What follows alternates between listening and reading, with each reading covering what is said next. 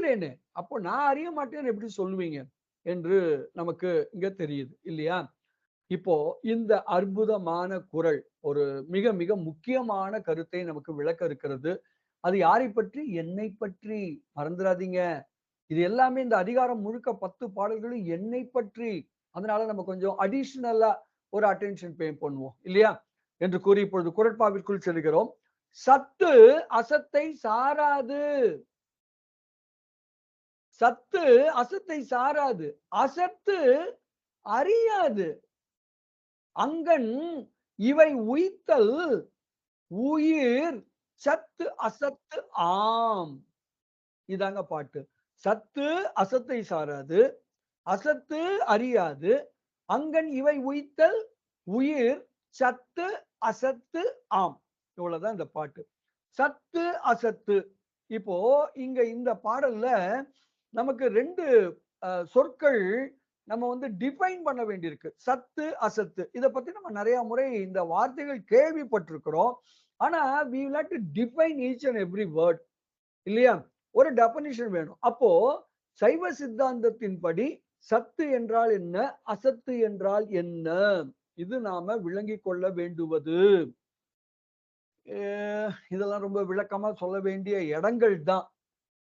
சரி, சத்து அசத்துங்கிறது எப்படி இந்த சிந்தனை எல்லாம் கொஞ்சம் கொஞ்சமா வந்ததுன்னு பாருங்களேன். முதல்ல மனிதர்களில் சிலர் என்ன நினைச்சாங்க? சில பொருட்கள் இல்லை, சில பொருட்கள் இருக்கின்றன.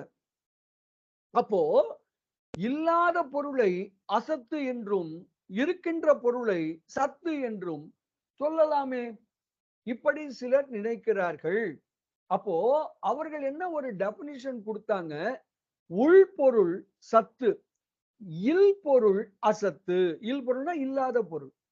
இல்லாத பொருள்னா இல்லாத பொருள்னா முயலுக்கு கொம்பு, ஆகாய தாமரை, ஆனை ஆமை முடியில் நெய்யப்பட்ட கம்பளம், இப்படி நம்ம பல எடுத்துக்காட்டுகள் சொல்லிட்டே போலாம். அப்போ இல்லாத பொருளை அசத்தென்றும் உள்ள பொருளை சத்தென்றும் அவர்கள் சொன்னார்கள். இப்போ சைவ சித்தாந்தியாகிய நாம இங்க ஒரு கேள்வி கேட்கிறோம். ஏன்பா நீ என்ன சொல்ற? பொருள்களை 2ஆ பிரிக்கிறேங்கிற. எப்ப நீ 2ஆ பிரிப்ப? நீயே சொல்லு. எப்ப நீ 2ஆ பிரிப்ப? இப்போ குழந்தைகள் 2 பேரும் ஒரே தோசைக்கு அடம் பிடிக்கிறாங்கன்னா நம்ம என்ன பண்றோம்? தோசையை 2ஆ பிரிக்கிறோம். அப்போ இருக்கிறதான் பிரிக்க முடியுமே ஒழிய இல்லாததை பிரிக்க முடியுமா? நீ பொருள்களை நான் 2ஆக பிரிக்கிறேன்ற. அதுல ஒண்ணு இல் பொருள், இன்னொன்னு உள் பொருள்ங்கிற. தோசையை நான் 2ஆ பிரிச்சா 2ம் தோசையா இருக்கணும்ல. பொருளை 2ஆ பிரிக்கிறேங்கிறியே, ஒண்ணு உள் பொருள் இருக்கா? இருக்கு. இன்னொன்னு இல் பொருள். எங்க இருக்கு பொருள்? இல்லாத பொருளை எப்படி பொருள்ங்கிற கேட்டகரியில கொண்டு வந்து அது ஒரு கிளாசிபிகேஷன், கேட்டகரைசேஷன் எப்படி சொல்ல முடியும்? சரி, இன்னொன்னு எடுத்தீங்கன்னா அந்த பொருள் தான் இல்லல்ல. இல்லாத பொருள் உனக்கு எப்படி தெரியும்? பொருளே இல்ல. அதை பத்தி ஏன் கேர் பண்ற? அதை பத்தி பேசி என்ன? அதை பத்தி பேச முடியுமா? அதை பத்தி ஏதாவது நம்ம திங்க் பண்ண முடியுமா? இல்லாத பொருள்னா நமக்கு ஏதாவது பயன் உண்டா? அப்ப எதுக்கு அந்த கிளாசிபிகேஷன்? இதுதான் சைவ சித்தாந்தி எழுப்புகிற கேள்வி. அப்ப சைவ சித்தாந்தி என்ன சொல்றாரு? நான் பொருட்களை 2ஆக பிரிக்க மாட்டேன், உள் பொருட்களைத்தான் 2ஆக பிரிப்பேன்றாரு. எப்படி பாருங்க? அவரு உள் பொருளை நான் 2ஆ பிரிப்பேங்கிறார். உள் பொருளை நான் 2ஆ பிரிப்பேன். எப்படி பிரிப்பேன்னா, ஒன்று எப்படி? ஒன்று எப்படின்னா நிலையான என்றும் உள்ள பொருள், இன்னொன்னு நிலையற்ற பொருள். என்றும் உள் பொருள்னு பிரிப்பேன். அது அனாதி பொருள். இன்னொன்னு தோற்றம், இருப்பு, மறைவு உடைய ஆதி பொருள். அப்போ உள் பொருள்கள் தான். எல்லா பொருளும் உள் பொருள்கள். உள் பொருளை 2ஆ பிரிக்கிறேன். ஒண்ணு அனாதி, இன்னொன்னு ஆதி. சரியா? இப்படித்தான் முதல்ல சைவ சித்தாந்தி சொன்னாரு. அப்புறம் இதை விட ஒரு ஆழ்ந்த சிந்தனை மேற்கொண்டான் சைவ சித்தாந்தி. கடைசியா சைவ சித்தாந்தி என்ன சொல்றாரு? இந்த உள்பொருள் கூட ஒன்று நிலையானது, இன்னொன்னு நிலையற்றதுன்னு பிரிச்சல்ல, அதை கூட எப்படி தெரியுமா பிரிக்க போறேன்? என்றும் ஒரே நிலைமைத்தாய், தன் நிலையில் மாற்றமே இல்லாமல் ஒரே நிலையில் இருக்கிற பொருட்கள், தன் நிலையில் மாற்றம் அடைகிற பொருட்கள். இப்படித்தான் உண்மையான கிளாசிபிகேஷன் இருக்கணும்னு சைவ சித்தாந்தி சொல்றாரு. இப்ப கடைசியா எப்படி பிரிக்கிறோம் பாருங்க. கொஞ்சம் கொஞ்சமா எவால்வ் ஆயிட்டே வந்தோம். உள்பொருட்கள். சைவ சித்தாந்தம் உள்பொருட்களை பத்தி தான் கவலைப்படுது, இல் பொருட்களை பற்றி கவலை கொள்ளவில்லை. அந்த பொருள் தான் இல்லையே, ஏன் அதை பத்தி கேர் பண்ணணும்? சரி, உள்பொருள்கள். உள்பொருள்களை எப்படி பிரிக்குது? நிலையான பொருள், நிலையற்ற பொருள். அந்த நிலையான பொருளுக்கும் என்ன டெபினிஷன் கொடுக்கிறோம்னா, என்றும் தன் நிலையில் மாற்றமடையாமல் ஒரே நிலையில் இருக்கக்கூடிய பொருள் தான் நிலையான பொருள்ங்கிறோம். தன் நிலையில் மாற்றம் அடைந்தாலே அது நிலையற்ற பொருள் தான். அப்படி கொண்டு போயிட்டோம் நம்ம. சரியா? சரி. இந்த டெபினிஷன் படி, எந்த டெபினிஷன்? தன்னிலையில் என்றென்றும் மாற்றம் அடையாத ஒரே தன்மைத்தாய் விளங்கக்கூடிய பொருள். இந்த டெபினிஷன் படி இருக்கிற பொருளை சத்து என்று சொல்லுகிறோம். இன்னொன்னு அசத்து என்று சொல்லுகிறோம். இவ்வளவுதாங்க விஷயம். இதாங்க சத்து அசத்துங்கிறதுக்கு டெபினிஷன். தன் நிலையில் மாற்றம் அடையாமல் ஒரே நிலையில் என்றென்றும் இருக்கிற பொருள் சத்து. தன் நிலையில் மாற்றம் அடைகிற பொருள், நிலையற்ற பொருள் அசத்து. இவ்வளவுதாங்க டெபினிஷன். சரி, என்றென்றும் தன் நிலையில் மாற்றம் அடையாமல் ஒரே நிலையில் இருக்கிற பொருள் என்ன? இறைவன் தான். கடவுளை தவிர வேற யாரும் தன் நிலையில் மாற்றம் அடையாமல் இல்ல. மீதமுள்ள அனைத்து பொருட்களும் தன் நிலையில் மாற்றம் அடைகின்றன. அதனால வேற எந்த பொருளையும் நீங்க எந்த கேட்டகரியில கொண்டு வந்து சேர்க்க முடியாது. சத்துங்கிற கேட்டகரியில சேர்க்க முடியாது. சத்துன்னு சொன்னா அது பெருமானை மட்டுமே குறிக்கும். இதுதாங்க சைவ சித்தாந்தம். இதுதான் சைவ சித்தாந்தம். அப்போ சத்துனா நமக்கு என்னன்னு தெரிஞ்சிடுச்சு. அசத்துனா என்ன? பெருமானை தவிர மீதி எல்லாம் நிலையற்ற பொருட்கள். அதனால அதெல்லாம் நம்ம அசத்துங்கிற கேட்டகரியில போட்டுட்டோம். என்னங்க சொல்ல வர்றீங்க? அப்படின்னா இந்த அனாதி பொருள்னு சொன்னமே, நம்ம 5 சொன்னமே, பதி, பசு, பாசம்ல ஆணவம், கண்மம், மாயின்னு 5 சொன்னமே, இதெல்லாம் என்றும் உள்பொருள் தானே. அப்ப என்றும் உள்பொருள்னா இதை நம்ம சத்துன்னு சொல்லக்கூடாதா அப்படின்னு கேட்டா, அது பொதுவான கேட்டகரைசேஷன். என்றும் உள்பொருள்களை சத்துன்னு சொல்லலாம். அது ஜெனரல் கேட்டகரைசேஷன். ஆனா நம்ம அதையும் தாண்டி இன்னும் ஆழமா சிந்திச்சு ஒரு முடிவுக்கு வந்துட்டோம். என்னது? தன்னிலையில் மாற்றம் இல்லாமல் இருக்கணும், என்றும் இருக்கணும். ஏன்னா நம்ம உள்பொருளை பத்தி தான் கவலைப்படுறோம், நம்ம இல்பொருளை பத்தி கவலைப்படல. இன்னொரு பியூட்டி என்ன தெரியுமா? எல்லா பொருளுமே உள்பொருள் தான் சைவ சித்தாந்தத்தின்படி. அது உங்களுக்கு புரியுதுங்களா? சைவ சித்தாந்தத்தின்படி எல்லா பொருளுமே உள்பொருள் தான். நம்ம எங்கேயாவது நம்ம பொருளுக்கு அழிவு உண்டா? சைவ சித்தாந்தம் எந்த பொருளாவது அழியும்னு சொல்லுமா? யோசிச்சு பாருங்க. இதெல்லாம் தான் ரொம்ப நுட்பமான விஷயங்கள். கொஞ்சம் கேர்ஃபுல்லா கவனிங்க. சைவ சித்தாந்தம் எல்லா பொருளையும் உள்பொருள் தான் கொள்ளுதே ஒழிய எந்த பொருளையும் அது அழியும்னு சொல்லவே இல்லை. இப்போ பானை இருக்கிறது, பானை உடைந்து போய்விட்டால் பானை அழிந்து போய்விட்டது அப்படின்னு ஒரு பொதுவா சொல்றமே ஒழிய, உலக வழக்குல பயன்படுத்துறமே ஒழிய, சித்தாந்தத்துல அதுக்கு நம்ம என்ன பேர் கொடுக்கிறோம்? பானை ஒடுங்கியது. பானை எங்கிருந்து வந்தது? மண்ணில் இருந்து வந்தது. எனவே எங்கே சென்று ஒடுங்கியது? மண்ணில் சென்று ஒடுங்கியது. அப்போ பொருள் ஒடுங்குமே ஒழிய ஒருபோதும் அழியாது. மறந்து போய்விடாதீர்கள். இதான் சைவம். இங்கதான் நம்ம we have to be very very careful. இதுக்குதான் என்ன பேர் கொடுத்தோம்? சர்க்காரியவாதம். ஞாபகம் இருக்கா? இல்லது தோன்றாது, உள்ளது அழியாது. அப்போ சைவ சித்தாந்தத்துல உண்மையிலே சொல்ல போனா எல்லா பொருட்களும் உள்பொருள் தான். எதுவுமே இங்க ஈழ்பொருள் கிடையாது, எதுவுமே அழியாது. அழியிற பொருள் தானங்க நமக்கு அது இல்லாம போயிடுச்சுன்னு சொல்ல முடியும். புரியுதுங்களா? அப்போ இங்க ஒரு டவுட் வருதுங்கய்யா. நீங்க என்னங்க சொல்ல வர்றீங்க? அப்போ என்றும் உள்ள பொருள்னா எதுவுமே அழியாதுன்னு சொன்னா, அப்போ அதெல்லாம் நம்ம சத்துன்னு சொல்லக்கூடாதாங்கய்யா? பொதுவான ஜெனரல் கேட்டகரைசேஷன் ஒண்ணு சொன்னீங்கல்ல. ஜெனரல் கேட்டகரைசேஷன்ல என்ன சொன்னீங்க? எதெல்லாம் என்றும் உள்பொருளோ அதெல்லாம் நம்ம சத்துன்னு சொல்லலாம்னு நீங்க நடுவுல ஒரு வார்த்தை விட்டீங்க. ஞாபகம் இருக்காங்கய்யா? அதாவது ஜெனரலா பேசும்போது. ஆமா, என்றும் உள்ள பொருட்கள் சத்துன்னு சொல்லலாம். தப்பு கிடையாது. அப்ப எல்லா பொருளும் நீங்க வந்து உள்பொருள் தான் அழியாதுன்னு சொன்னீங்களே இப்ப கொஞ்ச நேரத்துக்கு முன்னாடி சர்க்காரியவாதத்தின்படி. ஆமா உண்மைதான். அப்ப எல்லா பொருளுமே சத்துன்னு சொல்லலாமா? சொல்லலாம். நல்லா கவனிங்க. சொல்லலாம். எப்போ? எல்லா பொருட்களும் காரண நிலையில் இருக்கும் பொழுது சத்து. எல்லா பொருட்களும் காரண நிலையில் இருக்கும் பொழுது சத்து. காரிய நிலைக்கு வந்துட்டா அசத்து. இப்போ இந்த மண் குடமாக இருக்கட்டும், கல் சிலையாக இருக்கட்டும், மர நாற்காலியாக இருக்கட்டும், இவைகள் எல்லாம் காரணத்தில் ஒடுங்குகின்றன அப்படின்னு சொன்னா எங்க ஒடுங்குது? பானை மண்ணுல, நாற்காலி மரத்துல, சிலை கல்லுல. அதுக்கப்புறம் இந்த கல்லு, மரம், மண்ணு இதெல்லாம் எதுல போய் ஒடுங்கும்? இதெல்லாம் பஞ்சபூதத்துல ஒடுங்கும். பஞ்சபூதம் எதுல ஒடுங்கும்? அல்டிமேட்லி மாயையில் ஒடுங்கும். அப்போ மாயை என்ற காரண நிலையில் இருக்கும் பொழுது எல்லா பொருட்களும் சத்து தான். எப்பதான் அது அசத்துன்னு சொல்லணும்? காரிய நிலையில இருந்தா தான் அசத்து. சரி, மீண்டும் ஒரு முறை நம்ம என்னென்ன பார்த்தோம்னு திருப்பியும் நம்ம யோசிக்கலாம். முதல்ல பொருட்களை மற்ற சமயத்தினர், மற்ற கொள்கையைச் சேர்ந்தவர்கள் இரண்டாக பிரிக்கிறார்கள். உள்ள பொருளை சத்து என்றும், இல்லாத பொருளை அசத்து என்றும் மற்றவர்கள் சொல்லுகிறார்கள். நாம என்ன கேட்கிறோம்? இந்த கேட்டகரைசேஷன், இப்படி வகைப்படுத்துதல் தவறு என்று சொல்லுகிறோம்.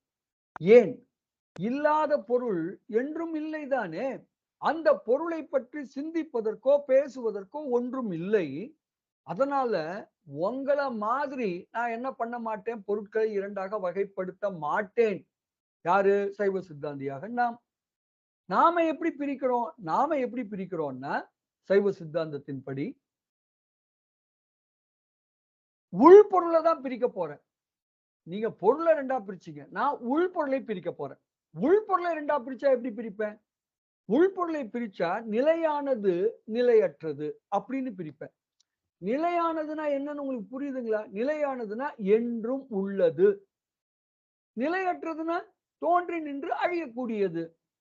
இவ்வளவுதாங்க கேட்டகரைசேஷன். இது ஜெனரல் கேட்டகரைசேஷன். இது அடிப்படையான வகைப்படுத்துதல். அப்போ இந்த வகைப்படுத்துதலின் படி எதை சத்துன்னு சொல்லலாம், எதை அசத்துன்னு சொல்லலாம்? யோசிச்சு பாருங்க. இந்த இடத்துல நம்ம சத்துன்னு சொல்றது எதை சொல்றோம்? என்றும் உள்பொருள்கள். என்றும் உள்பொருள்கள் எத்தனை? 5. என்னென்ன? பதி, பசு, பாசத்தை, ஆணவம், கண்மம், மாயை. இந்த 5ஐயும் நாம் சத்து என்று பொதுவாக ஜெனரல் சொல்றோம். மீதமுள்ள எல்லாமே அசத்து. ஏன் மீதமுள்ள எல்லாம் அசத்து? மற்றவையெல்லாம் தோன்றி நின்று அழிகின்றன.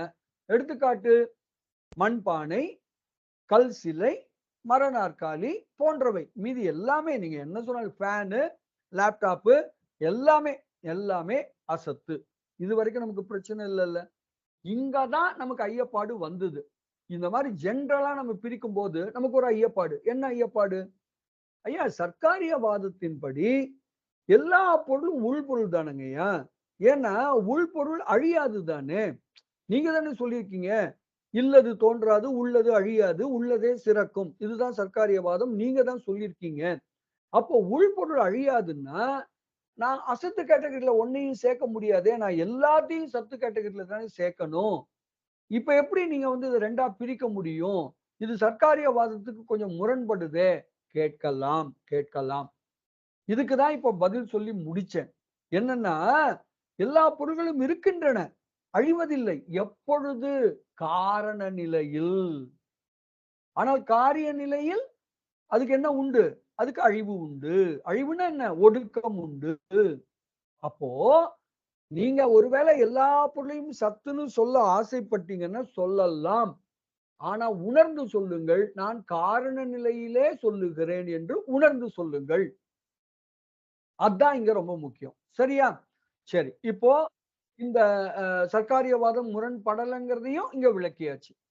இப்போ இந்த ஜெனரல் கேட்டகரைசேஷனை, அதாவது இந்த நிலையான பொருள்னு சொன்னோம்ல, என்றும் உள் பொருள்னு சொன்னோம்ல, அத ஃபர்தரா கேட்டகரைஸ் பண்றேன். என்றும் உள்பொருள் தான். எது? பதி, பசு, பாசம். இந்த மூன்றும் என்றும் உள்பொருள். அதனால இந்த மூன்றையுமே நம்ம சத்துன்னு சொன்னது உண்மை. General categorisation. இப்ப அத ஃபர்தரா நான் பிரேக் டவுன் பண்றேன். எப்படி பிரேக் டவுன் பண்றேன்?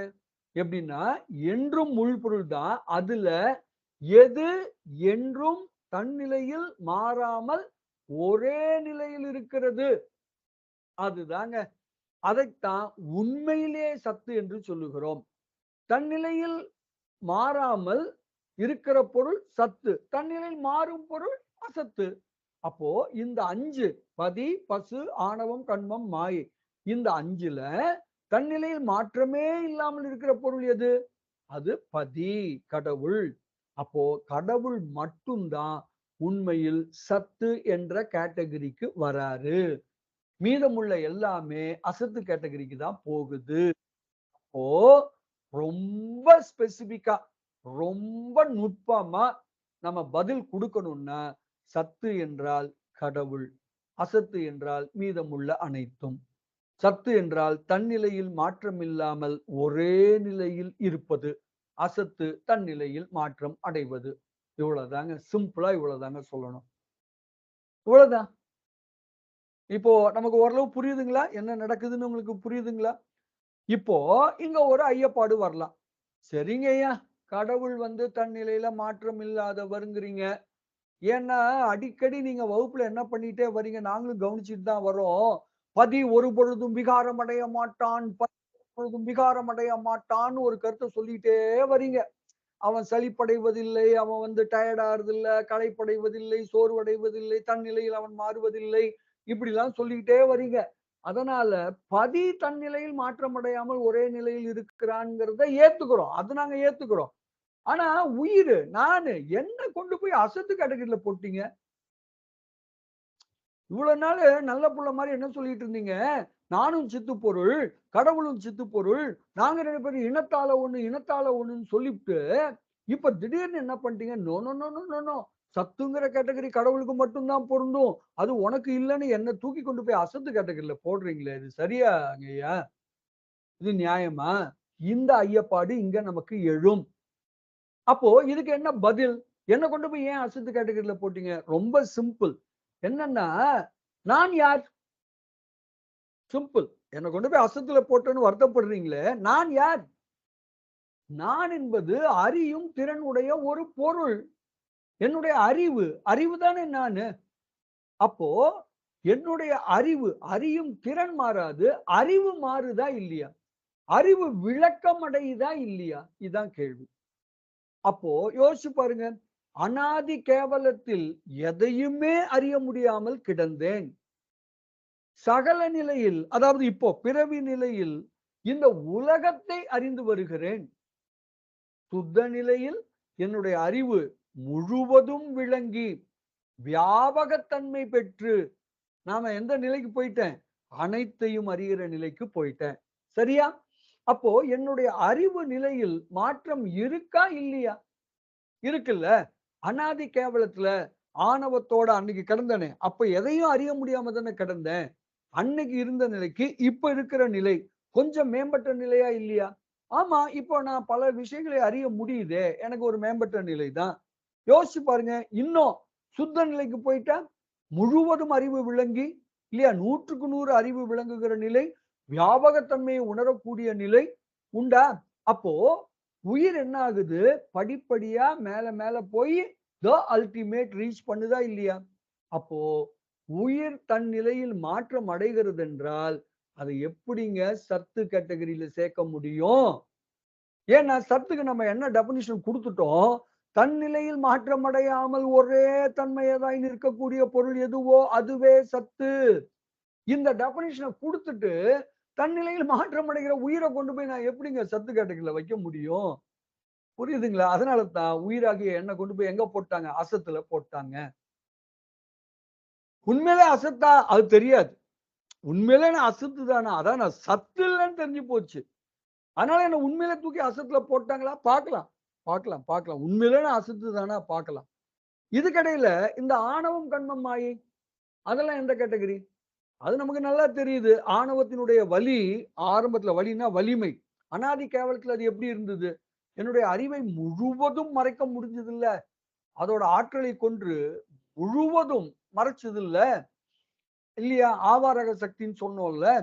இப்போ அந்த ஆவாரக சக்தி மூலம் என்னுடைய அறிவை 100க்கு 100 மறைக்க முடியாமல் தடுமாறுகிற ஆணவம், இப்ப அதோனியாமிகா அப்படிங்கிற சக்தியை கொண்டு விபரீத உணர்வை தானே என்கிட்ட ஏற்படுத்த முடியுது. நான் சுத்த நிலைக்கு போகும்போது அது இருக்கு. அது டோட்டலா விலகிடுச்சுன்னு சொல்ல முடியாது. ஆனா அது முழுவதும் வலு இழந்து இருக்கிறது.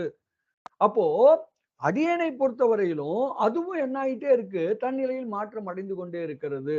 எனவே நம்ம என்ன சொல்ல முடியாது, ஆணவம் நிலை மாறாமல் இருக்கிறது என்று சொல்ல முடியாது. அதனால அத கொண்டு போய் சத்து கேட்டகரியில போட முடியாது. புரியுதுங்களா இப்ப நான் என்ன சொல்ல வரேன்னு? சிமிலர்லி கண்மம். கண்மத்தை யோசிச்சு பாருங்க.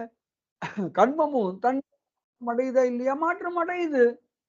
எப்படி மாற்றம் அடையுதுன்னு சொல்றீங்க? இப்போ நாம ஒரு கன்மம் பண்ணிட்டு இருக்கோம். என்ன கன்மம் பண்ணிட்டு இருக்கோம்? பேராசிரியர் வந்து திருவருட்பயன் விளக்க நம்ம அடியார் பெருமக்கள் நாம வந்து அந்த திருவருட்பயனை உணர்ந்து கொண்டு வருகிறோம். 2 பேருமே ஒரு அற்புதமான ஒரு செயல் ஆற்றுகிறோம். அப்போ இது வினை வந்து இப்ப இருக்கா? இருக்கு. கன்மம் இருக்கு. இந்த கன்மம் எப்ப முடியும்? இந்த கன்மம் எப்ப முடியும்னா, இந்த காரிய நிலையில இருக்கிற இந்த கன்மம் ஒரு 9 மணிக்கு முடிஞ்சிரும். 9 மணிக்கு முடிஞ்ச பிறகு இது என்ன ஆகுது? அழிஞ்சு போயிடுமா? அழியாது. எங்க போய் உட்கார போகுது? இது புண்ணியம் என்ற வகைப்படுத்தப்பட்டு, ஏன்னா இது ஒரு நல்வினை. ஒரு நல்ல காரியம் பண்ணிட்டு இருக்கோம். அதனால இது புண்ணியம் என்ற வகைப்படுத்தப்பட்டு எங்க போய் உட்காரும்? சஞ்சிதம் என்ற பெயரிலே என்னுடைய புத்தி தத்துவத்தில் அமரும். கவனிங்க. சரி, அதனால அங்கேருந்து ஒடுங்கி போயிடுச்சா? இல்ல. அப்போ அது எப்போ என்ன ஆகும்? இது என்றாவது ஒரு நாள் இனி வரும் காலத்தில், அது அடுத்த பிறவியிலோ, அதுக்கு அடுத்த பிறவியிலோ எப்ப எனக்கு தெரியாது. அது பெருமானுடைய வில் அண்ட் பிளஷர். அவரோட அந்த அருளுக்கு ஏற்ப எனக்கு ஏதோ ஒரு பிறவியில இந்த புண்ணியம் ஒரு இன்பத்தை தரும். இன்பத்தை தந்து நான் அந்த இன்பத்தை நுகர்ந்து விட்டால் அந்த கன்மம் ஒடுங்கி போச்சு. அந்த கன்மம் இல்ல. பானை எப்படி உடைஞ்சிருச்சோ, எப்படி பானை இனிமே பயன்படாதோ, இனிமே இந்த கன்மம் எனக்கு ஒண்ணும் பயன்படாது. காரணம் அந்த கன்மம் முடிஞ்சு போச்சு. திருவருட்பயன் நான் கேட்ட அந்த கன்மம், அது புண்ணியமா இருந்து, என்னைக்கு அது வர்ற பிறவில இன்பத்த தந்துடுச்சோ, அதோட அது கதை முடிஞ்சு போச்சு. அப்ப கன்மமும் ஒடுங்குகிறது. மாயை கேட்கவே வேண்டாம். இப்பதானே சொன்னோம். மண்பானை ஒடுங்குது, கல்லு சிலை ஒடுங்குது, எல்லாமே ஒடுங்குது. அப்போ யோசிச்சு பாருங்க. ஆணவம், கண்மம், மாயை இதுல எதுவுமே தன்னிலையில் மாற்றம் அடையாமல் இருப்பது இல்லை. சரி, நானாவது தன்னிலையில் மாற்றம் அடையாம இருக்கேன்னா, இல்ல நானும் மாற்றம் அடைகிறேன். அதனால நல்லா தெரிஞ்சுங்க. இது ரொம்ப ஒரு இன்ட்ரஸ்டிங்கான செக்ஷனுக்குள்ள போயிட்டோம். அன்பார்ச்சுனேட்லி நான் இதுக்கு வந்து ஸ்லைடு பிரிப்பேர் பண்ணாம போயிட்டேன். அடுத்த வகுப்புல நான் முடிஞ்சா பிரிப்பேர் பண்றேன். இது ஒரு இன்ட்ரஸ்டிங்கான செக்ஷன். நான் டைம் ஆகும்னு நினைச்சுட்டு அது வேண்டான்னு நினைச்சேன். அது பெருமான் இல்ல நம்ம அத பேசணும்னு ஒரு உள்ளிருந்து ஒரு ஆர்டர். அதனால அத நம்ம தாண்டி போ முடியல. அதனால இப்போ நம்ம ஒரு கிளியர் கட் ஒரு இதுக்கு வந்திருக்கோம். எது? தன்னிலையில் மாற்றம் அடையாமல் இருக்கிற ஒரே பொருள் பெருமான். பெருமான் மட்டுமே சத்து. மற்றவை எல்லாம் அசத்து தான். இவ்வளவுதாங்க நம்ம தெரிஞ்சுக்கணும். இப்ப இது ஓரளவு நமக்கு புரியுதா? புரியுதா? எப்படி ஸ்டெப் ஸ்டெப்பா வந்தோம்னு தெரியுதா? மற்ற சமயத்தினர், சைவ சித்தாந்தியை தவிர மற்ற கொள்கை உடையவர்கள் பொருட்களை 2ஆக பிரிக்கிறார்கள். உள்பொருள், இல்பொருள். உள்பொருள் சத்து, இல்பொருள் அசத்து. நாம அவங்கள பார்த்து கேட்கிறோம். இந்த பிரிப்பு இப்படி பிரிச்சிருக்கிறீங்களே, இந்த பிரித்த வகை சரியா? ஒரு பொருள் இல்லைன்னு சொல்லிட்டு அதை பத்தி பேச வேண்டிய அவசியம் என்ன? அதனால நீங்கள் பிரிக்கிற வகை தவறு. நாங்க பிரிக்கிறோம் அப்படின்னு சைவ சித்தாந்தியாகிய நாம பிரிக்கிறோம். எப்படி பிரிக்கிறோம்? பொருட்களை பிரிக்க மாட்டேன். உள்ள பொருட்களை தான் பிரிப்பேன். ஏன்னா இல்ல பொருள் என்பது இல்ல. அதனால அதை பத்தி நான் பேச வேண்டிய அவசியம் இல்ல. உள்ள பொருளை 2ஆ பிரிக்கிறேன். எப்படி பிரிக்கிறேன்? நிலையானது, நிலையற்றது. அப்படின்னா என்ன? நிலையானதுன்னா என்றும் உள்ள பொருள். நிலையற்றதுன்னா தோன்றி நின்று அழியும் பொருள். இதான் முதல்ல நான் கொடுக்கிற கிளாசிபிகேஷன். நான் சைவ சித்தாந்தி. சைவ சித்தாந்தி கொடுக்கிற பிரிப்புங்கிறது கிளாசிபிகேஷன்ங்கிறது இப்படிதான் வகைப்படுத்துறோம். என்றும் உள்பொருள்கள் என்னென்ன? பதி, பசு, ஆணவம், கண்மம், மாயை. இந்த என்றும் உள்பொருள் அனாதி பொருள் 5ஐயும் சத்துன்னு சொல்றேன். எதெல்லாம் சத்து? இந்த 5 தவிர மீதி எல்லாமே எங்க கொண்டு போய் போட்டுறலாம்? அதெல்லாம் அசத்துல போட்டுறலாம். அதாவது தோன்றி நின்று அழியும் பொருட்கள். நம்ம பார்க்கிற லேப்டாப், நாம பார்க்கிற சேரு, நாம பார்க்கிற பேகு எல்லாமே என்னது? அசத்து பொருட்கள். இப்போ இது ஜெனரல் கேட்டகரைசேஷன். இந்த ஜெனரல் கேட்டகரைசேஷன்ல எனக்கு ஒரு டவுட் வந்தது. என்ன டவுட் வந்தது? சித்தாந்தம் என்ன சொல்லுது? சர்க்காரியவாதம் என்ற அடிப்படையில் எழுப்பப்பட்டதுதான் சித்தாந்தம். சர்க்காரியவாதம் என்ன சொல்லுகிறது? இல் பொருள் தோன்றாது, இல்லது தோன்றாது, உள்ளது அழியாது. அப்போ இங்க தோன்றி நின்று அழியும்னு ஒரு கேட்டகரியை உருவாக்கி அதை அசத்துன்னு ஒரு கேட்டகரியில கொண்டு போய் போடுறது எந்த விதத்துல சரி? எதுவுமே அழியாது, எல்லாமே இருக்கிற பொருள் தானே. அப்ப இது எப்படி நீங்க ரெண்டா பிரிக்க முடியும்? இந்த அசத்துங்கிறதையும் தூக்கி நீங்க சத்துல போடுங்கன்னு நீங்க கேட்கறது புரியுது. இதுக்குதான் நம்ம என்ன விளக்கம் கொடுத்தோம்னா, எப்ப அந்த சத்து அசத்து வருதுன்னா காரண நிலை காரிய நிலை. இதை மறந்துடக்கூடாது. காரிய நிலையில தோன்றி நின்று அழியும். ஒரு பானை தோற்றம் உண்டு, இருப்பு உண்டு, அதுக்கு ஒடுக்கம் உண்டு. லேப்டாப் மேபி ஒரு 15 வருஷத்துக்கு முன்னாடி இது வந்திருக்கலாம், இன்னும் ஒரு 5-10 வருஷம் இருக்கலாம், அதன் பிறகு இதுவும் ஒடுங்கத்தான் போகுது. காரிய நிலையில் தோற்றம், இருப்பு, ஒடுக்கம் உண்டு. காரண நிலையில் இவை இல்லை. எனவே நீங்கள் காரண நிலையில் எல்லா பொருட்களையும் உள்பொருள்கள் என்று சொல்லுவது சரியே, சரியே. ஆனா உணர்ந்து சொல்லுங்கள். இவ்வளவுதான் அங்க அதுக்கு கொடுக்கப்பட்ட விளக்கம். எனவே எந்த விதத்திலும் நமக்கு சர்க்காரியவாதத்தோடு நாம முரண்படல. அடுத்தது, இந்த என்றும் உள்பொருள்னு நான் சத்துன்னு பிரிச்சேன் பாருங்க. இதை ஃபர்தரா சப்டிவைடட் பண்றேன். எப்படி ஃபர்தரா சப்டிவைட் பண்றேன்? என்றும் உள்பொருளையும் தன்னிலையில் மாற்றம் இல்லாமல் என்றும் ஒரே தன்மையதா இருக்கக்கூடிய பொருள் ஒரு கேட்டகரி. இது என்றும் உள்பொருள் தான், ஆனா நிலை மாற்றம் அடைந்து கொண்டே இருக்கும், அப்படி ஒரு கேட்டகரி. இந்த 5ஐயும் பிரிக்க போனா கடவுள் மட்டும்தான் ஃபர்ஸ்ட் கேட்டகரி. அதாவது என்றும் தன்னிலையில் மாற்றம் இல்லாமல் ஒரே நிலையில் இருக்கக்கூடிய பொருளாக இருக்கிறார். எனவே அவர் மட்டும்தான் சத்து. உள்ள 4 என்னது? பசு, ஆணவம், கண்மம், மாயை, இவையெல்லாம் அசத்து. அப்படின்னா என்ன? தன்னிலையில் மாற்றம் அடையக்கூடிய பொருட்கள். இவ்வளவுதாங்க நம்ம இந்த சத்து அசத்துங்கிற சொற்களுக்கான டெபனிஷன். இதுக்கே நமக்கு கிட்டத்தட்ட 3/4 மணி நேரம் ஆயிருக்குங்க. சரி, இப்ப விஷயத்துக்கு வருவோம். இது ரொம்ப ஒரு இன்ட்ரெஸ்டிங்கான குறட்பா. சரி, என்னதாங்க சொல்ல வரீங்க இப்போ? வருவோமே, ஒண்ணு ஒண்ணா வருவோமே. சத்து அசத்தை சாராது.